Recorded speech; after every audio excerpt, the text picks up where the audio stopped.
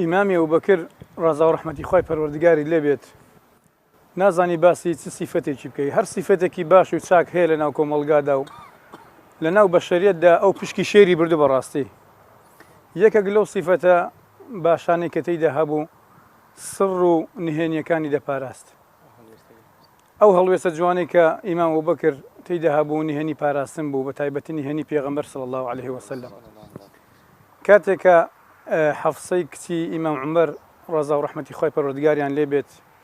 مێردەکەی وەفات دەکات و دەبێتە بێوەژن ئیمام عومەر ڕەزای خوای پەروەردگاری لێبێت دەفەرمێت بە ئیمام عوسمانی دەفەرمێت ئەگەر حەزت لێ بە حەفسەی کچمت لێ مارەکەم ئیمام عوسمان دەفەرمێت وەڵامت دەدەمەوە چەند شەوێک پێدەچێ و ئیمام عوسمان دەفەرمێت لە ئێستادا نیازی ژنهێنانم نییە پاشان ئیمام عومەر ڕەزا و ڕەحمەتی خوای پەروەردگاری لێبێت عەرزی دەکات بۆ ئیمام ئەبوبەکر دەفەرمێت ئەی ئەبوبەکر ڕازای خوای پەروەردگاریان لێبێت ئەگەر ویستت لێ و حەز دەکەی ژن دەخوازی بە حەفسەی کچمت لێ مارەکەم ئیمام ئەبوبەکر ڕازای خوای پەروەردگاری لێبێت وەڵام ناداتەوە یعنی دەزانێت شتێکی بیستوە دیارە کاتێک کە ئیمام عومەر دەزانێت ئیمام عوسمان نەیەویست و ئیمام ئەبوبەکریش وەڵامی نییە پاش چەند شەوێک پێغەمبەر صلی الله عليه وسلم دێتە داوای و دەیداتێ ئیمام عومەر کچەکەی خۆی دەداتە پێغەمبەر صلی الله عليه وسلم کە حەفسەی ڕەزای خوای پەروەردگاریان لێبێت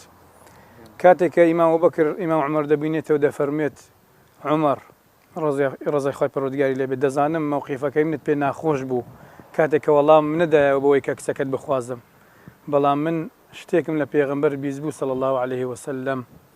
کە ئەو ڕۆژێک لە ڕۆژان باسی کرد کە دەیخوازێت بۆیە من نەمدەویست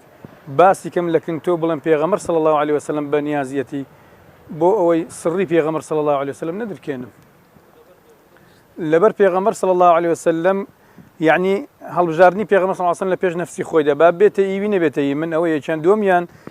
نهێنیەکەی پێغەمبەر صلی الله عليه وسلم ئاشکرا نەکرد بەوەی کە لا ئیمام عومەر بڵێت پێغەمبەر بە نیازیەتی صلی الله عليه وسلم لەوانەیە شتێک لە دڵیاندا دروزی بۆیە نهێنیەکەی پاراست لێرەدا دەمەوێت سێ دەرسی لێوەربگرن هەر بە